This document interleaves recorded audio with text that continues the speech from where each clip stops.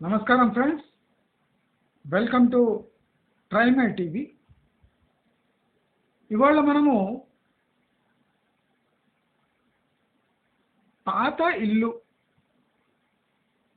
Old independent ఇల్లు కొనే ముందు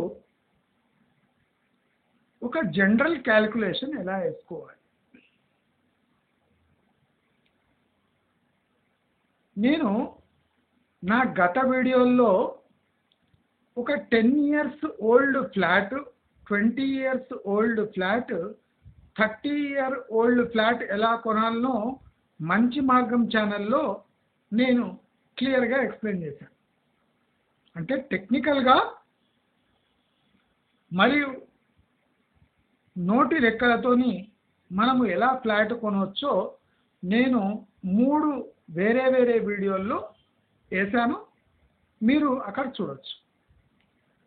కానీ ఇప్పుడు మనము ఒక ఇండిపెండెంట్ ఇల్లు, పాత ఇల్లు, 10 సంవత్సరాలది, 20 సంవత్సరాలది, 30 సంవత్సరాలది ఎలా కొనాలి. జనరలీ అందరు ఎలా కొంటారు? భూమి యొక్క వాల్యూ ఫిక్స్డ్ ఆర్ ఒక 1000 అక్కడిక్కడ వేరియబుల్. ఎందుకు variable? Depends on the area. Location of the property plays a vital role in deciding the land rate. So land rate మనం కంక్లూజన్కి ఈజీగా వచ్చేయచ్చు. ఎందుకంటే రన్నింగ్ ల్యాండ్ రేట్స్ బట్టి మనకు అటో ఇటో మనకు ఒక అప్రాక్సిమేట్ ఎస్టిమేషన్ వచ్చేస్తుంది. అయితే ఇప్పుడు ఒక కొత్త ప్రాపర్టీ ఎలా కొంటాం ముందు తెలుసుకుందాం. కొత్త ప్రాపర్టీకి క్యాల్కులేషన్స్ పక్కాగా ఉంటాయి. సిమెంట్ కింత, బ్రిక్ కింత, ఇంత ఏరియాకు ఎంత కన్స్ట్రక్షన్ అవుతుంది, మేస్త్రి ఖర్చులు, ఇవి ప్లస్ ఆ బిల్డర్ యొక్క profits plus land value and the design of that property. ఆ డిజైన్ కూడా కొద్ది కాంప్లికేటెడ్ డిజైన్స్, లోపల ఇంటర్నల్ కొన్ని చేంజెస్ ఉంటే, అంటే మనకు కావాల్సినట్టు కట్టుకుంటే అది ఒక కొత్త ఇల్లు క్యాల్కులేషన్స్ మనం అలా చేస్తాం. అదే కాకుండా కొత్త ఇంట్లో ఫ్రెష్ అంటే బోర్ ఛార్జెస్ అది పెట్టుకుంటాం. కొత్తగా ఎలక్ట్రిసిటీ కనెక్షన్, అంటే అన్నీ ఫ్రెష్గా కరెంట్ రేట్స్లో కొని ఒక క్యాల్కులేషన్ వేసుకొని ఒక కొత్త ఇల్లు యొక్క ఎస్టిమేషన్ ఈజీగా చేసుకోవచ్చు. Including labour rates plus builders commission, ఇవన్నీ లెక్కలు వేసుకోవచ్చు. ప్రాబ్లం ఎక్కడ వస్తుంది? పాత ప్రాపర్టీ కొనేటప్పుడే ప్రాబ్లం ఉంది. అవునా కదా? ఇప్పుడు మనం ఒక 10 years old building, 20 years old building, 30 years old building ఎలా కొనాలో జస్ట్ అంటే నోటి లెక్కలు లేదా ఒక జనరల్ వ్యూ మీకు ఐడియా ఉండాలని చెప్తాను. చాలా మందికి ఐడియా ఉండొచ్చు, నాకు తెలియదు. కానీ నేను ఒక పాత ఇల్లు కొనడానికి పోతే ఎలా కొంటాను అనేది మీకు అంటే ఒక షార్ట్ కట్లో మీకు చెప్తాను. ఓపికతో వినండి. నా ముందు ఒక 200 గజాల double bedroom independent old house, 10 year old నా ముందరకు వచ్చింది అనుకోండి, అమ్మకానికి వచ్చింది. అప్పుడు నేను ఆ ఏరియా యొక్క ల్యాండ్ అప్రాక్సిమేట్ ప్రైస్, ఆ చుట్టుపక్కల ప్రైస్ ఏమైనా ఉంటే దాని అప్రాక్సిమేట్ వాల్యూ నా దగ్గర పెట్టుకుంటాను. పెట్టుకొని నేను ఆ ఇల్లు కొనడానికి పోతే నేను ఏమి చూడాలి, ప్రాక్టికలీ మనము ఏమి చూడగలము అంటే దానికి కూడా రిస్ట్రిక్షన్స్ ఉంటాయి. ఫస్ట్ మనకు ఒక 10-year ప్రాపర్టీ ఎలా ఉంటుంది. ఇప్పుడు మనము అంత ఆషామాషి కాదు, ఓనర్ దగ్గరుండి కట్టించుకున్న 10-year ప్రాపర్టీ వేరే ఉంటుంది, మేస్త్రి దగ్గర కొన్న 10-year-old ప్రాపర్టీ వేరే ఉంటుంది. అంటే ఎవరైనా తీసుకొని ఇమ్మీడియట్గా ఫ్లిప్ చేసిన 10-year-old ప్రాపర్టీ వేరే ఉంటుంది. మరి ఈ బిల్డింగ్ యొక్క క్వాలిటీ మనం ఎలా తెలుసుకోగలం, ఇది ఒక పెద్ద ప్రశ్న. 10-year బిల్డింగ్, ఇప్పుడు జనరల్ జనాలు ఏం చేస్తారు, పోతారు ఇట్లా గోడలు అవి ఇవి చూస్తారు, నల్లాలు గట్టిగా ఉన్నాయా, గోడలు గట్టిగా ఉన్నాయా, క్రాక్స్ ఏమైనా వచ్చినాయా, తలుపులు దేనితో పెట్టించిండ్రు, సింక్ ఎలా ఉంది, షెల్ఫ్స్ బాగున్నాయా లేవా, టాయిలెట్స్ ఎన్ని ఉన్నాయి, బెడ్రూమ్ పెద్దగా ఉందా లేదా, తలుపులు వైడ్గా ఉన్నాయా, కిటికీలు ఎక్కడ ఉన్నాయి, గాలి ఆడుతుందా లేదా, అంటే ఇలాంటి వాల్యుయేషన్కి పనికిరాని థింగ్సే చూస్తారు. మనం ఇల్లు కొనడానికి పోయినప్పుడు ఆ ఇంట్లో ప్రవేశించక ముందు ఒక అవుటర్ వ్యూ, ఇంటి బయట నుంచి ఆ ఇల్లు ఎలా కనిపిస్తుంది మీకు తెలియదు. చాలామంది ఇల్లు కట్టినాక అది కొద్దిగా క్రాస్గా ఉంటుంది, లేదా పైన ఆ బౌండరీ వాల్ పైన సేఫ్టీ వాల్ కట్టేటప్పుడు అది దాంట్లో తేడా ఉంటుంది. అది కాకుండా నేను చాలా ఇండ్లలో పిల్లర్ యొక్క పొజిషన్ క్రాస్గా ఉన్నట్టు నేను గమనించాను. అదే కాక పిల్లర్ యొక్క క్వాలిటీ, మీరు ఫస్ట్ ఫ్లోర్లో తేలిన పిల్లర్ క్వాలిటీ చెక్ చేస్తే మీకు ఓవరాల్ ఆ ఇంటి పిల్లర్ క్వాలిటీ ఒక ఎస్టిమేషన్కి రావచ్చు. మీరు బ్లైండ్గా పిల్లర్లను చూసి రాకండి, పిల్లర్ని చిప్ చెప్పేయండి. అంటే ఓనర్ ఒప్పుకోకపోతే ఆయన కర్మ. కానీ మనకు మంచి ఇల్లు కావాలంటే ఫస్ట్ ఫ్లోర్లో బయట తేలిన పిల్లర్ని ఒక్కసారి చిప్ చెప్పేయండి. చేపిస్తే అసలు ఆ పిల్లర్ క్వాలిటీ ఎలా ఉంది, ఓవరాల్ ఇంటి పిల్లర్ క్వాలిటీ తెలిసిపోతుంది. కావాల్సి మళ్ళీ మీరు ఫినిషింగ్ చేయించేయండి, ఒక 200 ఖర్చు అయితే పర్వాలేదు. కానీ ఇల్లు తీసుకునేటప్పుడు పిల్లర్ క్వాలిటీ చాలా ముఖ్యం. ఒక 10-year-old ప్రాపర్టీ చాలా మటుకు చెక్కు చెదరకుండానే ఉంటుంది. అంటే ఒక ఓనర్ తాను నిలబడి కట్టించుకున్న ప్రాపర్టీ అయితే 10-year ప్రాపర్టీ కూడా చెక్కు చెదరకుండా బాగానే ఉంటుంది. మెయింటెనెన్స్ వైజ్ ఎంత బ్యాడ్ మెయింటెనెన్స్ ఉన్నా ఆ గోడలు కానివ్వండి, పైకప్పు కానివ్వండి, ఇవి ఎఫెక్ట్ కావు. బయట కాంపౌండ్ కానివ్వండి, ఏదైనా లోపల వాల్స్ చిప్ కావడము, క్రాక్స్ రావడము, పెయింట్ ఊడిపోవడము, షెల్ఫ్లో క్రాక్స్ రావడము, ఈ మన పిల్లర్స్ పైన ఒక సపోర్టింగ్ బార్ ఉంటుంది కదా, సపోర్టింగ్ పిల్లర్, అడ్డంగా పెట్టిన పిల్లర్, దానికి గోడకు మధ్యలో వచ్చిన gaps, cracks, would quality,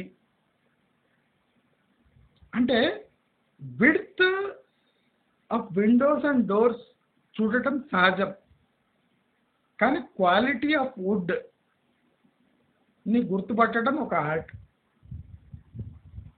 so అది చూడటం అంటే ఇంటర్నల్ మనం చూడగలిగిన పాయింట్స్. అయితే ఇవన్నీ ఒక ఇల్లు కొనడానికి ముఖ్యమా? 10 ఏండ్ల ఇల్లు కొనడానికి ఈ లోపల ఉన్న క్రాక్స్, సిమెంట్ ఊడిపోవడము, షెల్ఫ్స్లో క్రాక్ రావడము ఇది ముఖ్యమా? కాదు. ఈ 10 ఏండ్ల ఇంటికి ఫస్ట్ చెక్ చేయవలసింది బోరు ఎన్ని ఫీట్లకు పడ్డది, ఇప్పుడు నీళ్లు ఎలా వస్తున్నాయి, రీబోరింగ్ చేసే అక్కడ ఛాన్స్ ఉందా లేదా. మీరు గమనించాలి, ఏదైనా కొత్త కాలనీ అయితే 200 ఫీట్లు 300 ఫీట్లకే నీళ్లు పడతాయి. ఆ కాలనీ డెవలప్ అయ్యాక మినిమం 1200 కొట్టందే నీళ్లు పడవు. సో బోర్ ఎన్ని ఫీట్ల ఉంది, ఇప్పుడు నీళ్ల పరిస్థితి ఏముంది. ఫస్ట్ పాయింట్ నేను చెప్పినట్టు ఒక ఇండిపెండెంట్ ఇంట్లో ఎంటర్ కాగానే చూడవలసిన ఫస్ట్ పాయింట్ బోర్ ఎన్ని ఫీట్లకు పడింది, ఇప్పుడు నీళ్ళు ఎట్లా వస్తున్నాయి, అసలు మళ్ళీ రీబోరింగ్ చేపియాలన్నా.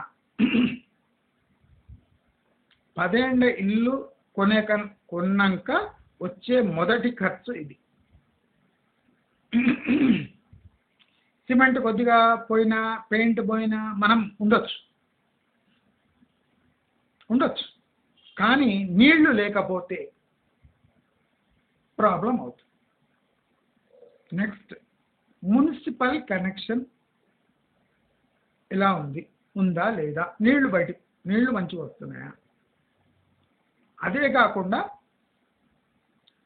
సెప్టిక్ ట్యాంక్ యొక్క లొకేషను ప్రాబ్లమాటిక్గా ఉందా, ఈజీగా క్లీన్ చేసేలాగా ఉందా అనేది ఒక ఇండిపెండెంట్ ఇంట్లో చూడవలసిన ఇది. మున్సిపల్ కనెక్షన్ ఉంది, డ్రైనేజ్ కనెక్షన్ ఉంటే that is not a problem.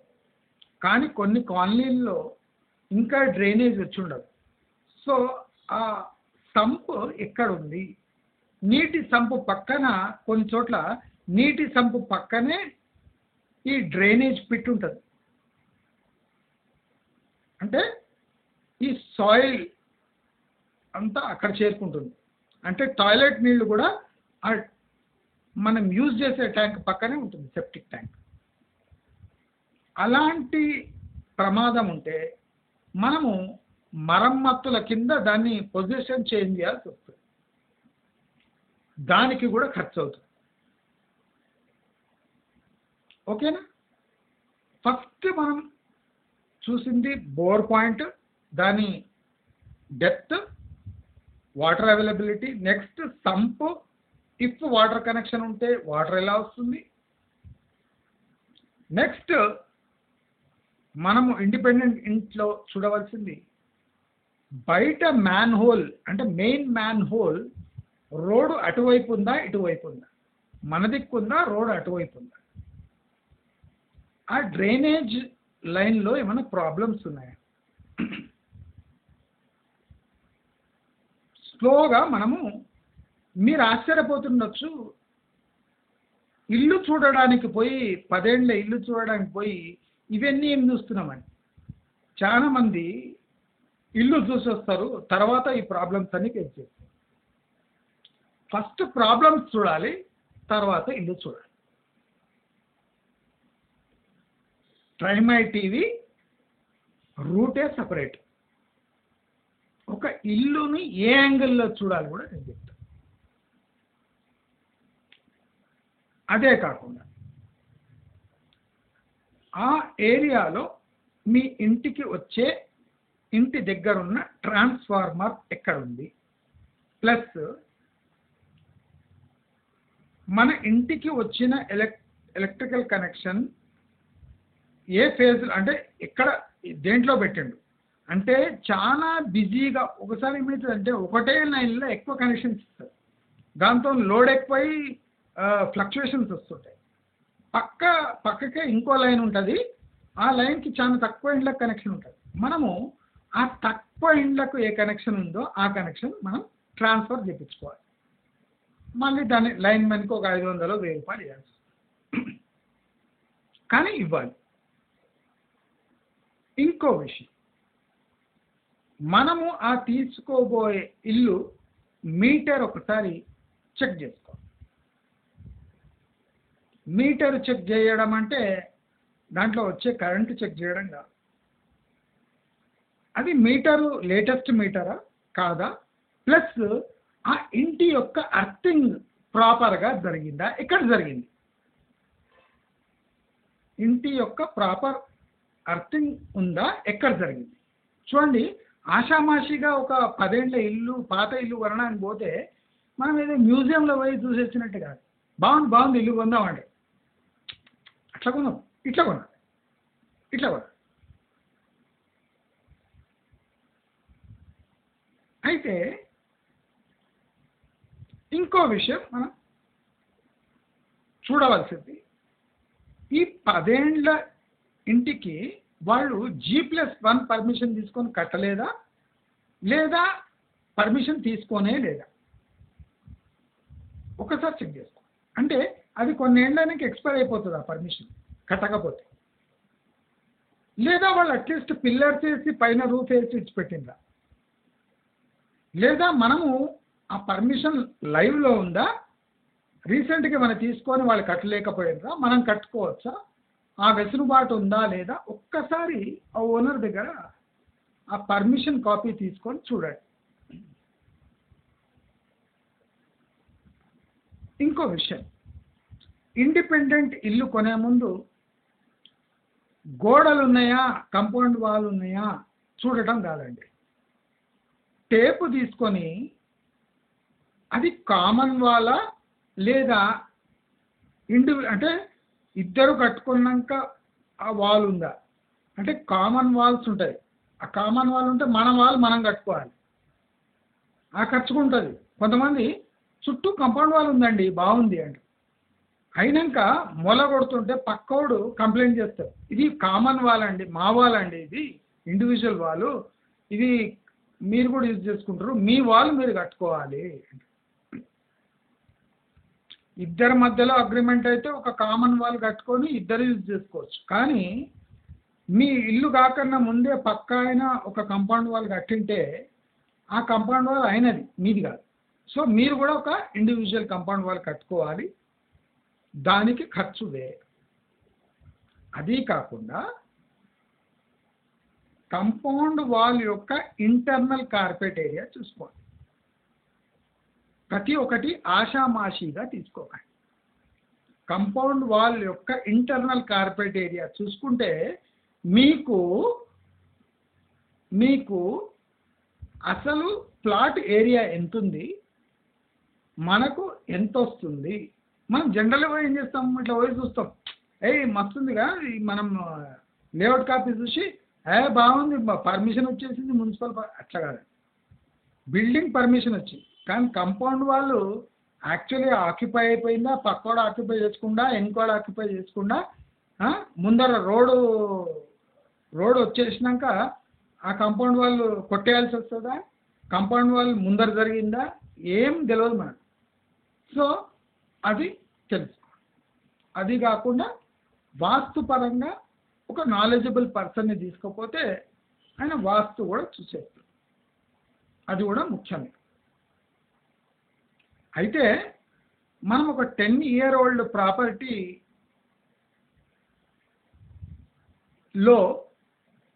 మనం ఒక 20 years ఉండొచ్చు. ఒక 10-year-old ప్రాపర్టీ తీసుకుంటే 20, 25, 30 years ఉండొచ్చు, 30 ఏళ్ళు ఉండొచ్చు. If that house is build by owner అని నిలబడి కట్టిస్తే ఒక 30 ఏళ్ళ వరకు ఈజీగా ఉండొచ్చు. అయితే ఆ బిల్డింగ్ ల్యాండ్ వాల్యూ అయితే పక్కా మనకు తెలుసు. అయితే ఆ బిల్డింగ్ వాల్యూ, ఆ డబుల్ బెడ్రూమ్ ఇల్లు ఇండిపెండెంట్ ఇంటి వాల్యూ బేస్డ్ ఆన్ అంటే ఆ ఓనర్ చెప్పిన కాస్ట్కు అది కరెక్ట్ ఉందా లేదా అని తెలుసుకునే మార్గాలు చాలా మటుకు ఉండవు. వాళ్ళు న్యూ కన్స్ట్రక్టెడ్ ప్రాపర్టీ ఒక కాస్ట్ ఎస్టిమేషన్ వేయచ్చు, కానీ ఒక 10-year-old ప్రాపర్టీకి కరెక్ట్ ఎస్టిమేషన్ వేయడానికి కష్టం. అందుకోసం ఏం చేయాలంటే మనం కొత్త కన్స్ట్రక్టెడ్ ప్రాపర్టీ మైనస్ ఒక 20 to 30% ఆ కన్స్ట్రక్షన్ కాస్ట్ దాంట్లో నుంచి మైనస్ చేసేయాలి బ్లైండ్గా. ఆయన ఓనర్ కూడా బ్లైండ్గా చెప్తాడు 10-year ప్రాపర్టీ అంటే దానికి డిప్రిసియేషన్ ఉంటుంది, అదేం కొత్త ప్రాపర్టీ కాదు. So he has to negotiate, he has to come down a bit because 10-year-old property. Old అని ఒక ట్యాగ్ తగిలిందంటే దాని వాల్యూ పడిపోతుంది. అందుకోసం ఒక 20 to 30% మీరు నెగోషియేట్ చేసి ఆ ప్రాపర్టీని సొంతం చేసుకునే ఆలోచన మీరు చేయొచ్చు. ఇంకా డాక్యుమెంటేషను, లీగాలిటీ అవన్నీ మీరు చూసుకోవాల్సింది. నేను ఒక 10-year-old ప్రాపర్టీ చూడడానికి పోతే ఫస్ట్ ఏం చేయాలి? ఇంకోటి చాలా ఇంపార్టెంట్ పాయింట్, ఇండిపెండెంట్ హౌసెస్లో రోడ్డుకు ఆ హౌస్ బేస్మెంట్ కింద ఉందా, ఈక్వల్గా ఉందా, కొద్దిగా హైట్లో ఉందా, గ్యారంటీ చెక్ చేసుకోవాలి. హౌస్ బేస్మెంట్ అంటే ఫస్ట్ ఫ్లోర్ బేస్మెంట్ రోడ్డుకు కింద ఉందా, రోడ్డుకి ఈక్వల్ ఉందా, రోడ్డు పైన ఉందా. జనరల్లీ రోడ్డు కన్నా ఎత్తుగా ఉంటే రేపు రోడ్డు మీద రోడ్డు పడితే మన ప్రాపర్టీ రోడ్డు కింద పోదు. లేకపోతే ఇప్పుడు ఈక్వల్ ఉన్న ఒక 2-3 సంవత్సరాలకు ఆ తార్ రోడ్డు మీద 2-3 తార్లు పడ్డాయంటే మన ప్రాపర్టీ రోడ్డు కన్నా కిందికి పోయి రెయిన్ వాటర్ మన ఇంట్లో వచ్చే ఛాన్సెస్ మెండుగా ఉన్నాయి. సో ఇండిపెండెంట్ ఇండ్లు కొనే ముందు ముఖ్యమైన ఇష్యూ ఇది కూడా. రోడ్డుకు మన మెయిన్ డోర్ ఎక్కడుంది పొజిషన్, సేమ్ రోడ్డుకు సేమ్ పొజిషన్లో ఉందా, ఎత్తులో ఉందా. ఎత్తులో ఉంటే చాలా మంచిది. రేపు రోడ్డు మీద రోడ్డు పడ్డా మనకు మన హౌస్ కొద్దిగా ఎత్తులోనే ఉంటుంది. సో ఈ రెయిన్ వాటర్ కానీ ఇంటి లోపల ప్రవేశించే అవకాశం ఉండదు. వస్తే కాంపౌండ్ వాల్ లోపల వస్తుండొచ్చు, కానీ ఇంటి లోపల ప్రవేశించే ఛాన్సెస్ ఉండవు. ఇది ముఖ్యమైన గమనించవలసిన విషయం. ఇంకో గమనించవలసిన విషయం చాలా ఇంపార్టెంట్. మీరు ఆ 10-year-old ప్రాపర్టీలో మీరు ఆ వాటర్ సప్లై పైప్స్ ఒకసారి చెక్ చేసుకోండి. దాని మెయింటెనెన్స్ ఒక్కసారి ఒక లుక్ వేసుకోండి. ఎక్కువ ఇన్వెస్టిగేట్ చేయలేరు కదా మీరు, కానీ ఆ లుక్ వేసుకోండి. 10-year-old ప్రాపర్టీలో ప్రతి ఒక్క ఫ్యామిలీకి తమ ఇష్టాలు అయిష్టాలు వేరే వేరే ఉంటాయి. సో ప్లగ్ పాయింట్స్ ఇవన్నీ ఒకసారి చెక్, ఎందుకంటే ఇవన్నీ ఎక్స్పెన్సెస్. ఆ ఇల్లు తీసుకున్నాక మీపై పడే భారం, ఆ భారాన్ని లెక్క వేసుకొని 20 to 30% ఆ బిల్డింగ్ కాస్ట్ని తగ్గించండి.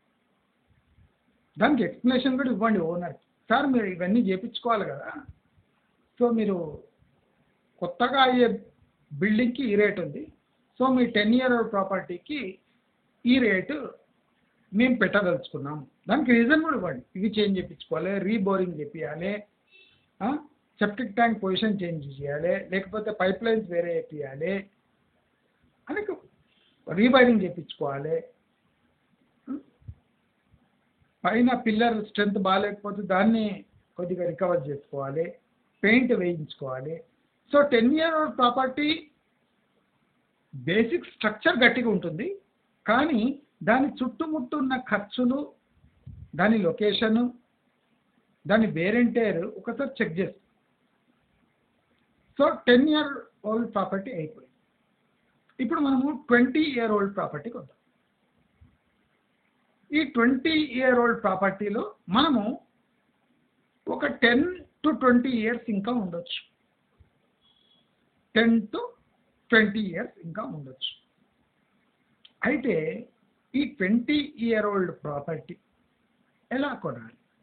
ల్యాండ్ ప్రైజెస్ సేమ్ ఉంటుంది, రన్నింగ్ రేట్ ఉంటుంది, ప్లస్ 20-year-old ప్రాపర్టీలో డ్రైనేజ్ ప్రాబ్లమ్స్ ఉంటాయి, పైకప్పు లీక్ ప్రాబ్లమ్స్ ఉంటాయి, పిల్లర్స్ కొద్దిగా వీక్ అయి ఉంటాయి 20-year-old ప్రాపర్టీ, వైరింగ్ కూడా పాతదై ఉంటుంది, లోపల వైరింగ్ ఎలక్ట్రిక్ వైరింగ్.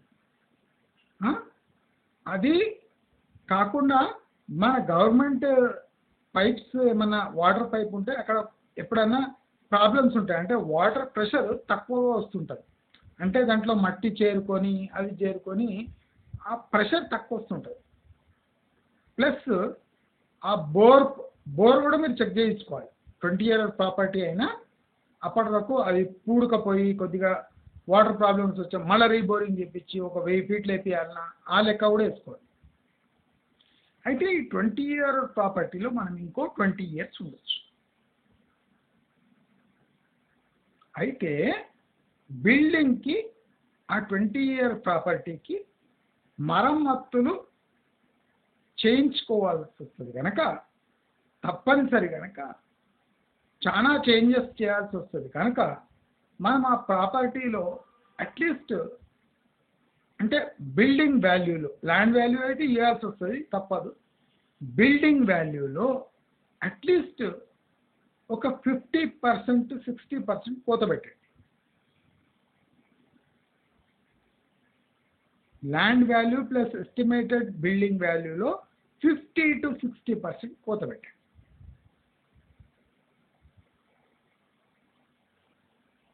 పెట్టి నేను ఒక ఇంపార్టెంట్ పాయింట్ చెప్తాను.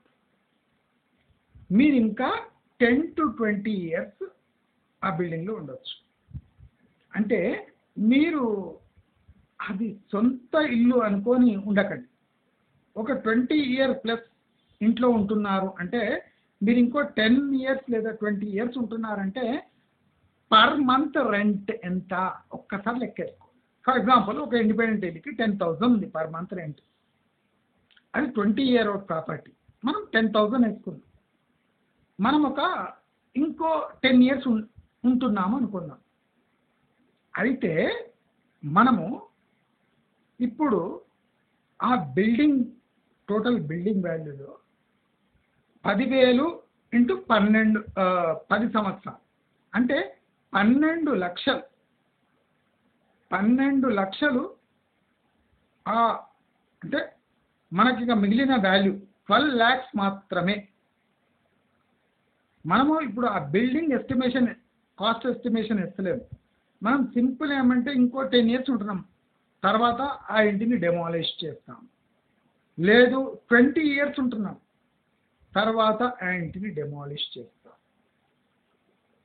సో ఆ ప్రాపర్టీ మనము ఒక 60% అన్న తగ్గియాలి, లేదా మనం ఉండబోయే estimated staying time in that property into rental value చేసుకొని 10 ఏళ్ళు ఉంటే 12 లక్షలు, 20 ఏళ్ళు ఉండేది ఉంటే నెక్స్ట్ 10 yearsకి ఆ rate 5,000 rupees per month rent, అంటే 60,000 6 లక్షలు, 12 + 6 20 లక్షలు, టోటల్ 20 lakhs ఆ ప్రాపర్టీలో మైనస్ చేసి పారాడు.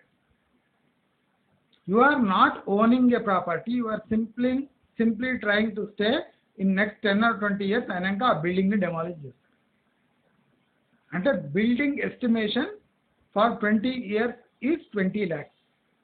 ఆ 20 lakhs ఇప్పుడు ల్యాండ్ వాల్యూ ప్లస్ ఆ 20 years రెంటల్ వాల్యూ కలిపి ఆ బిల్డింగ్కి మీరు పే చేయాల్సిన అమౌంట్. 20-year బిల్డింగ్కి మీరు ఎస్టిమేషన్ వేయలేరు, ఆ బిల్డింగ్ క్షీణిస్తుంటుంది, కానీ ఇంకో 10 ఏళ్ళు 20 ఏళ్ళు కూడా ఉండొచ్చు ఆ బిల్డింగ్లో. బిల్డింగ్ స్థితి బాగుండదు, కానీ you can stay for next 10 or 20 years. 10 years ఉంటే 12 లక్షలు తగ్గించుకోండి, అప్రాక్సిమేట్ 10,000 పర్ మంత్ లెక్క. 20 years ఉంటే ఇది 12 లక్షలు ప్లస్ ఆ 10th year ఉన్నాక నెక్స్ట్ 10 years 5,000 వేసుకోండి. అంటే డిప్లీటెడ్ బిల్డింగ్లో మీరు ఉంటున్నారు, 5,000 కానీ ఎక్కువ వేసుకోండి, 60,000 ప్రతి ఇయర్ ఇంటూ 10 ఏళ్ళు 6 లక్షలు, 6 లక్షలు ప్లస్ 12 18 అనుకోండి. 18 లక్షలు ఆ building cost plus land cost వేసుకొని ఆ ఇంటికి చెల్లించవలసిన అమౌంట్. దానిపై మీ ఇష్టం 5% 10% ఎక్స్ట్రా ఏమైనా ఓనర్కి చెల్లించేది ఉంటే చెల్లించండి. ఎందుకంటే ఆ building utility next 10 years 15 years 20 years వరకు తర్వాత కంప్లీట్లీ డెమాలిష్ చేసి మళ్ళీ ఖర్చులు పెట్టుకొని మీరు కన్స్ట్రక్షన్ చేసుకోవాల్సిందే. అంటే చాలా మటుకు ఏం చేస్తారు, ల్యాండ్ వాల్యూ ప్లస్ అక్కడ ఒక స్ట్రక్చర్ ఉందని దాని మీద ఇష్టం వచ్చినట్టు వాల్యూ చెప్తారు. అది కాదండి, మనం టెక్నికల్గా మాట్లాడతాం, పక్కా టెక్నికల్. నేను చెప్తున్నా కదా, ట్రైమై టీవీలో మంచి మార్గంలో మొత్తం టెక్నికల్. ఇప్పటివరకు సివిల్ ఇంజనీర్లు కూడా చెప్పిండారు. చెప్పరు కూడా వాళ్ళు, ఎందుకు చెప్పారో సన్నాసులు నాకు తెలియదు. ఒక ఓల్డ్ స్ట్రక్చర్ని ఇలా లెక్క 20 ఇయర్స్ స్ట్రక్చర్ని మీరు next 10 years 20 years rental value approximate calculate చేసి ఆ బిల్డింగ్ వాల్యూలో మైనస్ చేయండి. కానీ ఎట్టి పరిస్థితిలో ఆ ల్యాండ్ వాల్యూ అయితే మనం చెల్లించాల్సి వస్తుంది, ప్లస్ ఆ ఫ్రాత్ ఏముందో అంటే ఓనర్ ఏం చెప్తాడో దాంట్లో మనం ఈ అమౌంట్ మైనస్ చేసుకొని ప్లస్ మెయింటెనెన్స్ ఏమేమి చేయించాల్సిందో అది మైనస్ చేసుకొని మనము ఆ బిల్డింగ్ వాల్యూ అప్రాక్సిమేట్గా ఎస్టిమేషన్ వేసుకోవచ్చు. అంటే ఇది నోటి లెక్కలు చెప్తున్నాను. ఇంకా డీప్కి పోతే ప్రతి ఒక్క ఐటమ్ చెక్ చేసుకోవచ్చు. నేను ఈ వీడియోలో డిస్కస్ చేయాలి. అయితే ఇప్పుడు 30 ఇయర్ ఓల్డ్ ప్రాపర్టీ ఎలాగోనా అందరికీ తెలిసిందే. ఆ 30 ఇయర్ ఓల్డ్ ప్రాపర్టీ మ్యాక్సిమం ఇంకో 10 ఇయర్స్ 5 ఇయర్స్ మనం ఉండేటట్టు ఉంటుంది. నేను చెప్పినట్టు ఇంకో 5-10 ఇయర్స్ ఉంటే దాని మీద 5,000 పర్ మంత్ లెక్కన మీరు, నేను 5,000 ఎందుకు ఏమంటున్నా అంటే దానికి కాన్స్టెంట్ మెయింటెనెన్స్ కావాలి. ఆ 30 ఏళ్ళ ప్రాపర్టీకి మీరు అలవోగా ఉండలేరు. ఏదో షార్ట్ అవుతుంటుంది, ఎక్కడ పైప్ లీక్ అవుతుంటుంది, డ్రైనేజ్ ఎక్కడనో ఏంటది నల్ల సరిగ్గా వస్తుండదు, బోర్లో నీళ్లు పడవు. అంటే ఇవన్నీ రికరింగ్ ప్రాబ్లమ్స్తో మీరు ఇంకో 10 ఏళ్ళు ఉండాలి. సో దానికి 5,000 అంటే 60,000, 60 × 10 6 lakhs. అంటే ఇప్పుడు మనము ల్యాండ్ వాల్యూ ప్లస్ అంటే maintenance average estimation plus 6 lakhs అంటే దాదాపు ఆ బిల్డింగ్కి ఒక 3-4 లక్షలు తప్ప డబుల్ బెడ్రూమ్ ఇంటికి ల్యాండ్ వాల్యూ ప్లస్ 4-5 lakhs వరకు మనము పైన చెల్లించి ఆ 30 ఏళ్ళ ప్రాపర్టీ తీసుకోవచ్చు. మీకు ఆశ్చర్యం కలుగుతుండొచ్చు, గట్టిగా ఉంటుందండి ఓనర్ ఒప్పుకోడు. ఓనర్ ఒప్పుకున్నా ఒప్పుకోకపోయినా మన దాంట్లో 10 ఏళ్ళు ఇంకా ఉండొచ్చు. అంటే ఎక్స్ట్రాడినరీ ప్రాపర్టీస్ గురించి నేను మాట్లాడుతున్నాను. అంటే ఇప్పుడు ఏదైనా పెద్ద ఇన్స్టిట్యూట్స్ ఉంటాయి, ఏదో టాటా ఇన్స్టిట్యూట్ అటువంటివి 100 ఏళ్ళు ఉంటాయి బిల్డింగ్. మన బిల్డింగ్లు ఉండవు. మీరు చూడండి, ఇప్పుడు కొత్త కట్టిన బిల్డింగ్కి 3rd ఇయరే క్రాక్స్ వచ్చేస్తాయి. అపార్ట్మెంట్స్ చూడండి, 3rd ఇయర్ క్రాక్ కాగానే ఫుల్ క్రాక్స్, సీపేజ్, నానా బీభత్సం ఉంటుంది. 30 ఇయర్ ప్రాపర్టీకి మనము ఒక land value plus 5 lakhs estimation వేసుకొని ఆ 30 ఇయర్ ఓల్డ్ ప్రాపర్టీ కొనేయాలి. ప్లస్ ప్రాబ్లమ్స్ కూడా కాన్స్టెంట్గా వస్తుంటాయి, అది కూడా గుర్తుపెట్టుకోవాలి.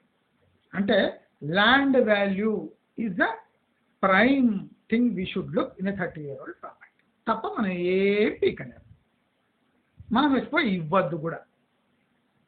ఇప్పుడు ఓనర్ ఎక్స్పెక్ట్ చేస్తాడు 30 ఇయర్ ఓల్డ్ ప్రాపర్టీలో ఇది ఏముంటుంది, అది డెమోలిషన్కి రెడీగా ఉంటుంది.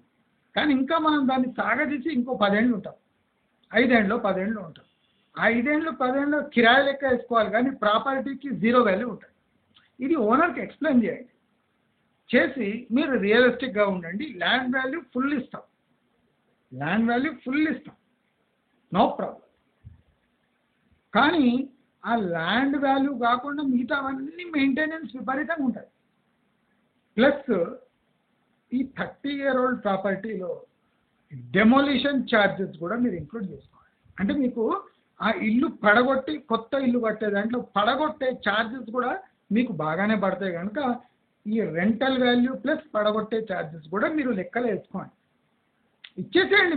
మీకు నచ్చితే ఆ ఏరియా ప్లాట్ నచ్చితే మీరు ఇచ్చుకోండి 5 లక్షలు 6 లక్షలు 7 లక్షలు మీకు ఎంత వస్తే అంత ఇచ్చేయండి. ఓనర్తో నెగోషియేట్ చేసి ఇచ్చేయండి. కానీ ఇవన్నీ ఛార్జెస్ పడతాయి. Demolition charges.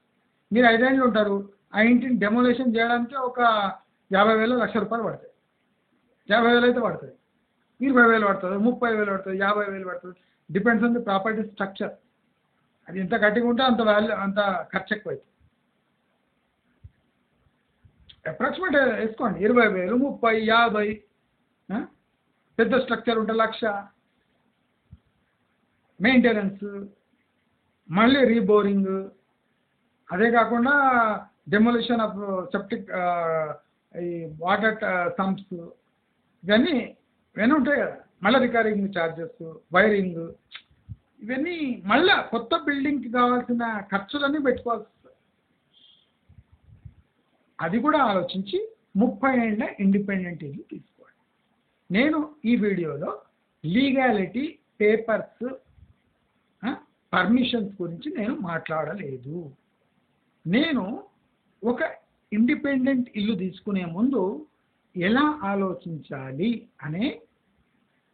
అనే మాత్రమే నేను దీంట్లో ఈ వీడియోలో డిస్కస్ చేస్తాను. మీకు ఇతరత్ర ఏమైనా పాయింట్లు ఉంటే మీరు చెక్ చేసుకోండి. ఎందుకంటే అన్నీ నాకు తెలవాలని ఏ రూల్ లేదు. నేనేం రియల్ ఎస్టేట్ ఎక్స్పర్ట్ కానే కాదు. నాకు రియల్ ఎస్టేట్లో 5% నాలెడ్జ్ ఉందని 100 వీడియోలో చెప్పాను. కనుక మీరు ఈ 10, 20, 30 ఇయర్ ఇండిపెండెంట్ ఇల్లు కొనే ముందు దయచేసి ఈ చిన్న చిన్న పాయింట్స్ చెక్ చేసుకుంటారు అని ఈ వీడియో ద్వారా మీకు తెలియజేస్తూ, మీకు అడిషనల్ ఏమైనా చెక్ చేసుకోవాలని ఉంటే చేసుకోవచ్చు. బ్లైండ్గా నా వీడియో ఫాలో కావాల్సిన అవసరం లేదు. మీకు ఇంకా ఏమైనా ఎక్స్ట్రా చెక్ పాయింట్స్ ఉంటే అవి కూడా చెక్ చేసుకొని తప్పకుండా మీరు ఓల్డ్ స్ట్రక్చర్స్ మంచి రేట్లో కొంటారని ఆశిస్తూ, మీకు ఈ వీడియో నచ్చినట్టయితే లైక్, షేర్, సబ్స్క్రైబ్ చేసుకోండి. నమస్కారం ఫ్రెండ్స్, వెల్కమ్ టు మంచి మార్గం ఛానల్. చాలామంది ఈ ఓల్డ్ స్ట్రక్చర్స్ లేదా ఓల్డ్ ఇల్లు కొనడానికి వెళుతూ ఉంటారు, కొంటూ ఉంటారు. కానీ చాలామంది ఈ ఓల్డ్ ఇండ్లు కొనేటప్పుడు కొన్ని విషయాలు జాగ్రత్తగా చూడరు, గమనించరు. అంటే ల్యాండ్ వాల్యూ బేస్ చేసుకొని ఓనర్ చెప్పిన రేటుకు ఓ 10, ఓ 5 అటు ఇటో, ఓ 1,00,000, 2 లక్షలు అటు ఇటో చేసి ఆ ఇండిపెండెంట్ ఇండ్లను కొంటూ ఉంటారు. వాళ్ళు ఏమాత్రం శాస్త్రీయ పద్ధతులు లేదా ఒక ఎవాల్యుయేషన్ మెథడ్ని ఫాలో కాకుండా ఈ 10, 20 and 30 ఇయర్ ప్రాపర్టీస్ కొనేస్తూ ఉంటారు. నేను ట్రైమై టీవీలో అసలు ఒక 10 ఇయర్, 20 ఇయర్, 30 ఇయర్ ఇండిపెండెంట్ ఇండ్లు ఒక పద్ధతిలో అబ్జర్వ్ చేయవలసిన పాయింట్స్ ఏమి అని డిస్కస్ చేశాను. దయచేసి మీరు ట్రైమై టీవీకి వెళ్ళి ద మోస్ట్ ఇంపార్టెంట్ వీడియో చూస్తారని ఆశిస్తున్నాను. దాని లింక్ నేను కమెంట్ సెక్షన్లో ఇస్తాను.